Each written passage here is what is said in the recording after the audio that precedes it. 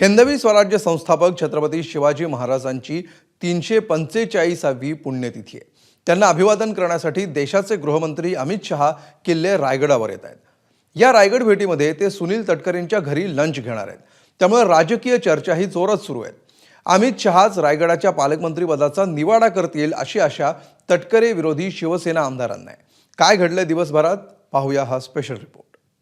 त्याची पुनर्ती होऊ नये म्हणून वरिष्ठ नेतेगण या संदर्भात योग्य निर्णय घेतील। रायगडला जेव्हा जाग येते तेव्हा रायगडमधून उठाव होतो आणि मग परिवर्तन होतं। राजकारणामध्ये कोणी कोणाची वाढ होऊ शकतो। त्यांच्या या भेटीचा कुठलाही राजकीय अनुमत्य होऊ नये।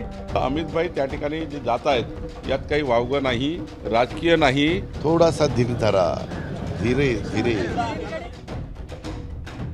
उद्या छत्रपती शिवाजी महाराजांची 345वी पुण्यतिथी आहे। राजांना अभिवादन करण्यासाठी देशाचे गृहमंत्री अमित शहा किल्ले रायगडावर येणार आहेत। 10 ते 12 हजार शिवभक्त महाराजांना अभिवादन करण्यासाठी उपस्थित राहणार आहेत। एकीकडे गडावर या कार्यक्रमाची तयारी सुरू आहे, तर दुसरीकडे पायथ्याशी वेगळ्याच राजकारणाची चर्चा जोरात आहे। ही चर्चा आहे रायगड जिल्ह्याच्या पालकमंत्रीपदाची। अमित शहांच्या रायगड भेटीत पालकमंत्री पदाचा तिढा सुटेल अशी आशा अनेकांना वाटतेय, तर काहींनी थेट बंडाचाच झेंडा फडकवलाय।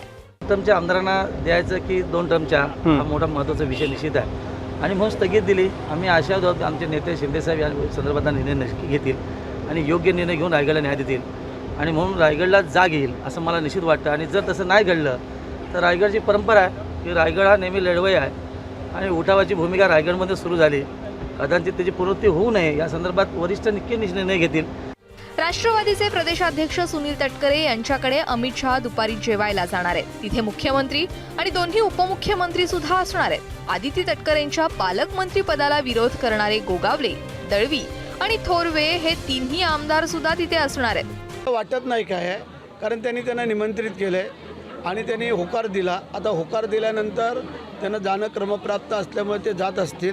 तिथे गेले म्हणजे काय त्यांचं झालं असं होणार नाही, परंतु जे रायगडवर येत आहेत त्याचं आम्ही पहिलं स्वागत करतो अमित भाईंचं। छत्रपती शिवरायांना अभिवादन करण्यासाठी देशाचे गृहमंत्री त्या ठिकाणी येतात।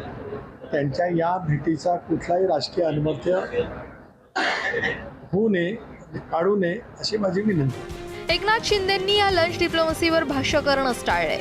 भाजप आणि राष्ट्रवादीच्या दोन्ही प्रमुख नेत्यांनी अजितदादा आणि बावनकुळेंनी मात्र अमित शहांच्या दौऱ्याचा राजकीय अर्थ काढू नये अशी विनंती केली आहे। नाशिक रायगडचा तिढा सुटलेला नसला तरी काम चाललेलं सुटेल।